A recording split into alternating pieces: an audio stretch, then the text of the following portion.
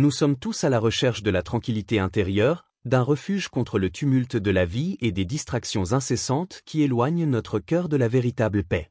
Dans cette quête, il existe une sagesse ancienne, un remède spirituel donné par notre bien-aimé prophète. Il s'agit d'une plante bénie, recommandée pour sa capacité à éloigner les shaitans et purifier notre environnement. Herbe. Les shaitans, ces ennemis invisibles mais toujours présents, rôdent autour de nous, cherchant à détourner notre cœur et notre âme de la voie d'Allah. Mais, grâce aux enseignements du prophète, Allah nous a offert une protection. La question qui se pose alors, comment pouvons-nous nous rapprocher de ce remède spirituel pour protéger notre foi et notre âme? Le rôle des shaitans dans notre vie quotidienne. Les shaitans sont des entités invisibles, des influences maléfiques qui cherchent à détourner l'homme de son chemin de foi, et leur présence dans nos vies est aussi réelle que la force du vent, bien que souvent imperceptible. Ils n'apparaissent pas sous une forme physique, ils sont un souffle, un murmure, une pensée qui traverse notre esprit lorsque nous nous éloignons de l'adoration d'Allah. Mais comment savoir s'ils sont vraiment là, autour de nous, tissant lentement leur toile d'illusions et d'égarements? Le prophète nous a avertis de cette présence subtile mais puissante, qui se cache dans nos pensées les plus innocentes et dans les moments de faiblesse. Il a dit, le shaitan circule dans le corps humain comme le sang. Sahih al-Bukhari. Cette image frappante nous montre l'ampleur de leur influence. Il est partout, même là où nous pensons être à l'abri. Les shaitans ne se contentent pas de nous tenter à commettre des péchés évidents. Leur stratégie est plus subtile. Parfois, ils s'immiscent dans notre cœur à travers l'orgueil, l'ego ou l'envie. Parfois, ils sont derrière les pensées négatives qui minent notre foi et éloignent notre cœur de l'amour d'Allah. Mais ils n'ont aucune prise sur ceux qui se protègent par des moyens spirituels, des pratiques simples mais puissantes qui renforcent notre foi et nous connectent à la source ultime de protection, Allah. Le Coran nous enseigne que les shaitans ont un rôle important à jouer dans le monde spirituel. Allah dit dans la sourate Al-Baqarah 2, 168, « Ô les croyants! Mangez de ce qui est licite et bon que nous vous avons attribué, et ne suivez pas les pas du shaitan. Il est pour vous un ennemi déclaré. » Ce verset rappelle aux croyants que tout ce qui est illicite, qu'il s'agisse de nourriture, de comportement ou même de pensée, fait partie du plan du shaitan pour nous détourner de la vérité. Leur manœuvre ne se limite pas à ce que nous voyons. Elle touche également notre inconscient, en perturbant notre tranquillité et en semant le doute. Mais qu'est-ce qui nous permet de lutter contre cette attaque invisible? La clé réside dans la conscience de la présence de ces forces, et dans notre capacité à les repousser. Les prières régulières, les invocations, dua, et les rappels d'Allah sont nos boucliers spirituels. Nous devons garder en tête que chaque fois que nous répétons les mots du Coran, chaque fois que nous faisons le dhikr, rappel d'Allah, nous affaiblissons l'emprise du shaitan sur notre âme. Mais que se passe-t-il lorsque nous négligeons cette protection? Lorsque nous nous laissons emporter par nos désirs et que nous laissons la porte ouverte à ces influences extérieures? Le prophète nous a avertis à ce sujet, lorsque le croyant se laisse envahir par les pensées du shaitan, il doit se rappeler d'Allah, et en l'évoquant, il renvoie le shaitan. C'est là que nous retrouvons la sagesse dans les simples actes de dévotion, tels que la prière, le dhikr, et même des pratiques physiques comme l'utilisation du siwak. Il est essentiel de comprendre que la lutte contre le shaitan est une bataille constante. Ce n'est pas un combat que l'on mène une seule fois, mais une série d'efforts quotidiens pour purifier notre cœur, raviver notre foi, et renforcer notre relation avec Allah. Chaque acte de dévotion, aussi simple soit-il, est une arme contre les machinations du shaitan. La sagesse dans la tradition islamique nous enseigne que l'éloignement des tentations commence par la purification intérieure. Lorsque nous purifions nos pensées, nous sommes plus à même de distinguer ce qui vient du shaitan et ce qui est en harmonie avec notre foi. Les shaitans essaient constamment de nous déstabiliser. Mais Allah a promis de nous protéger, à condition que nous fassions notre part. Les pratiques spirituelles sont donc essentielles dans cette quête. Elles nous donnent non seulement la tranquillité intérieure, mais elles renforcent aussi notre pouvoir sur les influences extérieures, celles des shaitans. Maintenant, il est intéressant de se poser cette question. Comment les shaitans influencent-ils nos vies modernes, avec toutes les distractions et tentations qui nous entourent? Dans un monde connecté, où chaque moment semble être une occasion de se perdre dans l'éphémère, comment pouvons-nous rester fermes sur notre chemin spirituel et ignorer ces appels incessants du shaitan? C'est une question cruciale, car elle nous pousse à réfléchir sur notre propre rôle dans cette bataille spirituelle. La réponse se trouve dans la sagesse de notre tradition. Ce n'est pas la bataille contre les shaitans qui détermine notre foi, mais plutôt la constance de notre dévotion. Lorsque nous faisons des efforts réguliers pour purifier notre cœur et cultiver une relation plus forte avec Allah, les chétans perdent leur pouvoir sur nous. Mais pour y arriver, il faut commencer par prendre conscience de cette lutte. Et c'est là que la protection spirituelle, comme celle apportée par l'utilisation de la plante bénie recommandée par le prophète, prend tout son sens. La plante bénie, un remède spirituel. La plante en question, recommandée par le prophète, est le siwak, un simple bâtonnet naturel qui, bien qu'il puisse sembler anodin à première vue, porte en réalité une profondeur spirituelle et thérapeutique qui nous relie à l'essence même de notre foi. Il est bien plus qu'un simple outil d'hygiène, il devient un remède spirituel, une forme de purification quotidienne. Le prophète a dit, « Si je n'avais pas trouvé de difficulté pour ma communauté, je leur aurais recommandé d'utiliser le siwak à chaque prière. » Sahih al-Bukhari. Ces paroles, loin d'être de simples conseils, sont un appel à intégrer ce geste dans notre vie spirituelle, soulignant l'importance de la purification non seulement du corps mais aussi de l'âme. Le siwak, un acte simple mais profond. Lorsque nous utilisons le siwak, nous ne faisons pas qu'éradiquer la saleté de notre bouche, mais nous accomplissons un acte symbolique d'épuration de notre être tout entier. Chaque mouvement, chaque geste, lorsqu'il est fait avec l'intention de plaire à Allah, devient un acte de dévotion. La simple action de purifier nos dents avant la prière se transforme en un acte spirituel profond, en une manière de nous préparer intérieurement à entrer dans la présence d'Allah. En nettoyant notre bouche, nous nettoyons également nos pensées, nous purifions nos intentions et nous nous préparons à nous rapprocher du Créateur. Il est rapporté que le prophète utilisait le siwak à plusieurs moments de la journée, notamment avant chaque prière, car il savait que cet acte de purification physique était un moyen de purifier également son cœur et son esprit.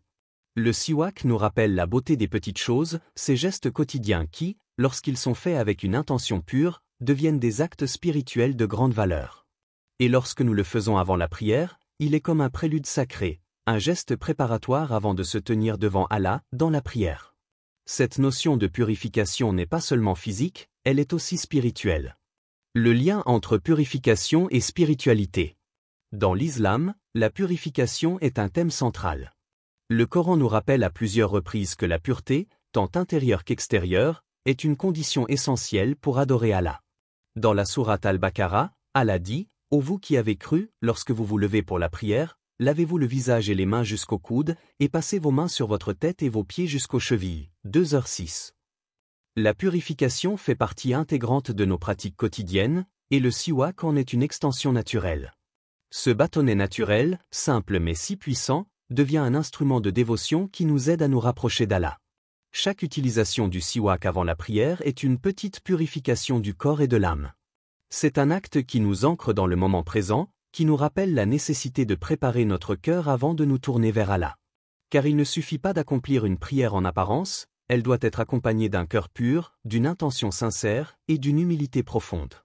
L'impact spirituel du siwak sur notre vie quotidienne. Au-delà de sa fonction matérielle de purification physique, le siwak a un impact spirituel majeur. Il sert à éloigner les chétans, ces ennemis invisibles qui, comme des parasites, se glissent dans notre esprit et nos pensées, cherchant à nous détourner du chemin de la foi. Le prophète a dit, « Le siwak est un remède pour le corps et un moyen d'agrémenter le visage, il éloigne les chétans et purifie la bouche. » Sunan Ibn Majah. Loin d'être une simple routine de nettoyage, il devient un acte de protection contre les forces invisibles du mal. C'est un bouclier spirituel qui nous protège, tout comme l'invocation d'Allah nous protège des tentations et des mauvais comportements. Lors de chaque utilisation, le siwak devient ainsi un acte de renouvellement. Il réactive notre engagement envers Allah à chaque prière. Il est à la fois un acte de soumission et de purification. Par cet acte simple, nous envoyons un message à notre âme. Nous nous préparons à rencontrer Allah. Cette préparation nous aide à être plus présents dans notre prière, à focaliser notre esprit sur le sens profond de chaque mot, chaque mouvement, chaque invocation. Et, au-delà de cela, cet acte est une manière de faire entrer la sagesse divine dans nos vies de tous les jours. Le siwak est l'intention pure. Le prophète a montré par son exemple que l'intention est essentielle dans tout acte. Il n'est pas seulement question de brosser nos dents pour le confort physique, mais de le faire avec l'intention de suivre la sunna du prophète et de purifier notre âme. Chaque geste, même le plus quotidien, devient un acte de dévotion si l'intention est pure et dirigée vers Allah. C'est cette intention qui transforme le siwak d'un simple outil de nettoyage en un puissant acte spirituel. En pensant à ce geste, il est crucial de se demander « Quelles sont mes intentions lorsque je fais des actes de dévotion ?» Le siwak devient ainsi une occasion de faire un inventaire de notre état intérieur. Sommes-nous concentrés dans notre prière? Cherchons-nous sincèrement à nous purifier et à nous rapprocher d'Allah à travers nos actes? Une pratique accessible pour tous. L'un des aspects les plus magnifiques du siwak est sa simplicité et son accessibilité. Pas besoin de richesse, pas besoin d'accessoires compliqués. Tout ce qu'il faut, c'est un bâton de siwak et une intention pure. Ce geste montre à quel point la pratique de l'islam est simple et accessible à tous. Nous n'avons pas besoin d'être riches, d'avoir des conditions de vie parfaites pour accomplir de petits actes de dévotion. Le siwak, comme bien d'autres pratiques, est une preuve que la spiritualité islamique est ancrée dans la simplicité et l'humilité. Le prophète nous a montré que nous pouvons nous purifier avec des moyens simples, mais puissants. À travers cette petite branche, nous sommes invités à renouveler chaque jour notre engagement envers Allah, à purifier notre corps, notre esprit et notre cœur, et à nous préparer pour notre rencontre avec lui. L'histoire inspirante, le siwak et la bénédiction divine. L'histoire du siwak est un véritable modèle de sagesse et de dévotion dans la tradition islamique. Ce simple bâtonnet, souvent perçu comme un outil d'hygiène, recèle une signification spirituelle profonde qui nous relie aux enseignements du prophète. À travers ses actes et ses paroles, le prophète nous a montré que même les gestes les plus ordinaires peuvent devenir des actes spirituels d'une grande valeur. L'histoire de son utilisation du siwak, en particulier dans ces derniers instants, nous donne un aperçu puissant de son importance. Le siwak et les derniers instants du prophète. Il est rapporté dans plusieurs hadiths que, même dans ces derniers moments, lorsque le prophète était alité, affaibli par la maladie, il demanda qu'on lui apporte un siwak. Cet acte, si simple en apparence, témoigne d'une chose très profonde, l'attachement du prophète à la pureté, à la propreté et à la dévotion, même lorsqu'il approchait de la fin de sa vie terrestre. Le prophète a vécu une vie d'une simplicité extraordinaire, mais aussi d'une grandeur spirituelle inégalée. Tout, dans ses gestes quotidiens, était un modèle de dévotion et de soumission à Allah. Son utilisation du siwak avant chaque prière était un acte de purification, un moyen de se préparer à rencontrer Allah dans la prière. C'est dans ces moments de pureté que l'homme se rapproche le plus de son Seigneur. Lorsque le prophète, sur son lit de mort, a demandé qu'on lui apporte le siwak, il a montré à ses compagnons et à toute la communauté musulmane l'importance de maintenir cette pratique, de la rendre sacrée, même face à la mort. Cela montre à quel point la pureté de la bouche et l'intention de purification étaient essentielles pour lui, non pas comme un simple acte d'hygiène, mais comme une manière de renouveler constamment sa relation avec Allah.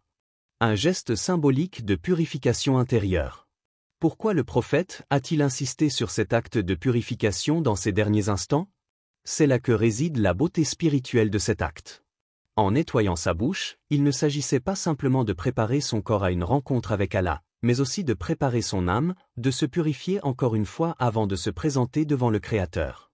Ce geste symbolise la purification intérieure, le fait de débarrasser son cœur de toute souillure avant de se tenir devant Allah. Le siwak, à travers ce geste du prophète, devient un puissant symbole spirituel. Il nous enseigne que, même dans les moments les plus difficiles, même face à la maladie, nous devons continuer à purifier notre âme et notre corps. Ce n'est pas un acte de négligence ou de routine. C'est un acte sacré qui nous rapproche d'Allah et nous permet de renouveler notre engagement envers lui. Les petites actions qui ont un impact spirituel immense.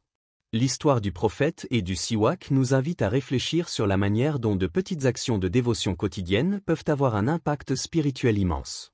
Trop souvent, nous avons tendance à négliger les gestes simples dans notre vie spirituelle, pensant que seule la grande prière ou le jeûne intensif compte.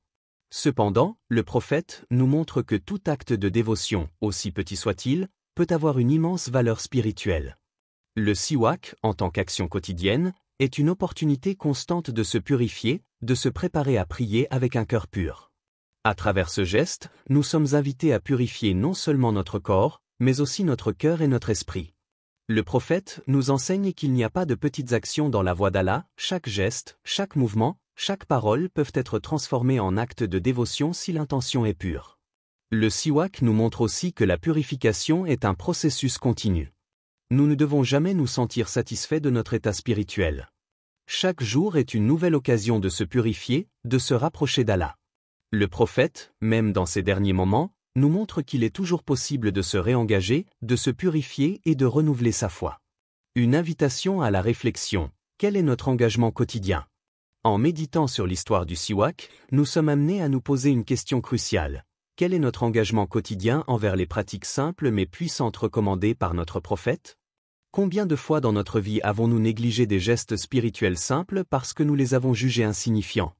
Combien de fois avons-nous sous-estimé l'importance de purifier notre cœur et notre corps par des actions aussi simples que le siwak?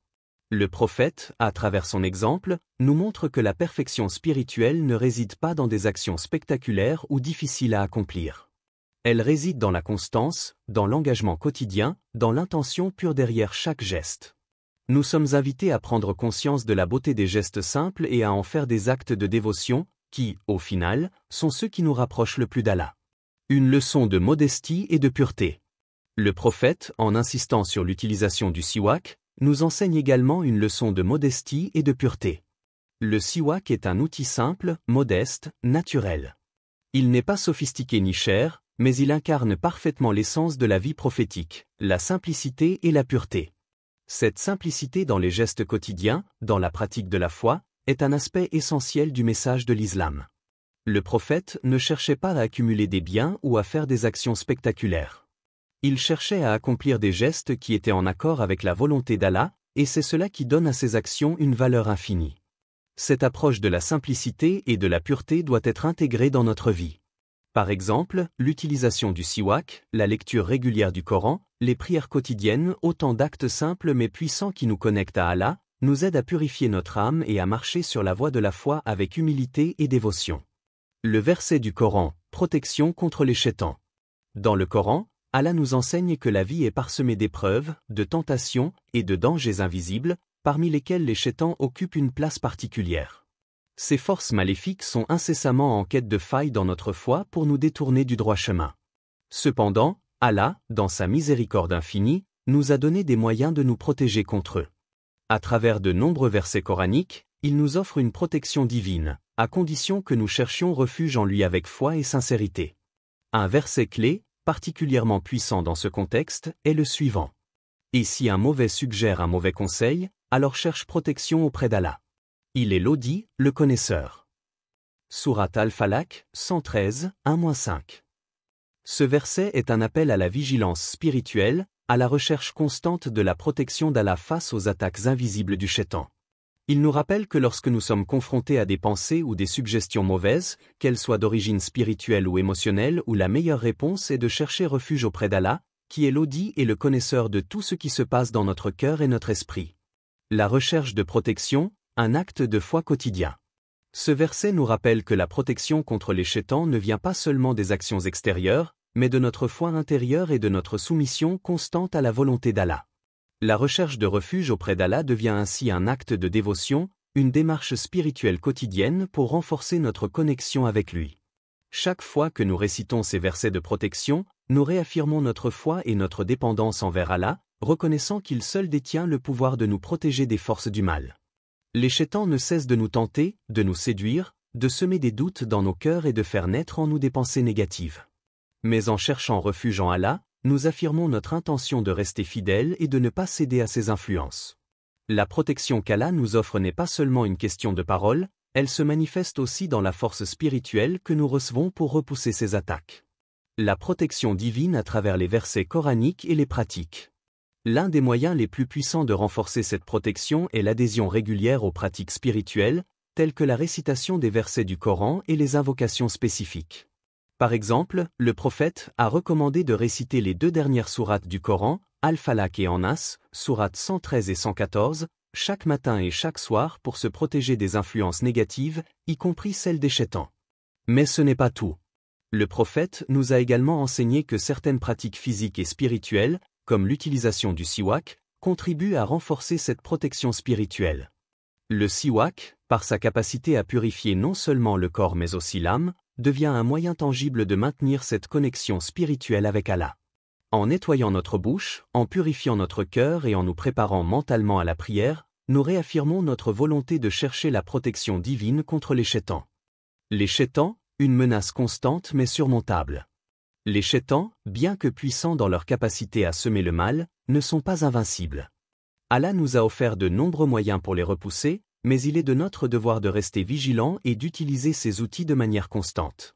Le prophète nous a enseigné que l'une des façons les plus efficaces de repousser les shaitans est de maintenir une forte relation avec Allah, de pratiquer la prière avec concentration, de réciter le Coran régulièrement et de faire des invocations protectrices. Il est rapporté que le prophète disait « Le shaitan fuit lorsqu'il entend le son du Coran ». En récitant le Coran, en particulier les versets qui parlent de protection et de demande de refuge auprès d'Allah, nous renforçons notre foi et éloignons les shaitans. Chaque verset coranique devient ainsi une barrière spirituelle, une protection contre leur tentative d'influencer notre pensée et nos actions. Le verset de Sourate Al-Falaq nous enseigne que la vraie protection vient d'Allah. Il est l'audi, celui qui entend toutes nos prières et nous connaît mieux que nous ne nous connaissons nous-mêmes. À travers cette recherche de protection, nous plaçons notre confiance en Allah, sachant que c'est lui seul qui peut éloigner les dangers invisibles de nos vies. C'est cette confiance en Allah qui devient le rempart contre les forces du mal. Le siwak et les autres pratiques spirituelles, en ce sens, deviennent des moyens par lesquels nous nous rapprochons de cette protection divine. Une protection intégrée dans notre quotidien. Chercher la protection d'Allah ne doit pas être une démarche isolée ou sporadique, mais un acte intégré dans notre quotidien. Il s'agit d'une attitude mentale et spirituelle que nous cultivons au quotidien. Chaque acte, chaque parole, chaque pensée doit être empreint de cette recherche de protection contre le mal. C'est pourquoi le prophète nous a enseigné d'utiliser des moyens simples mais puissants comme le siwak et les invocations, qui renforcent notre lien avec Allah et nous protègent spirituellement. De plus, il est important de rappeler que cette protection ne se limite pas à la sphère spirituelle.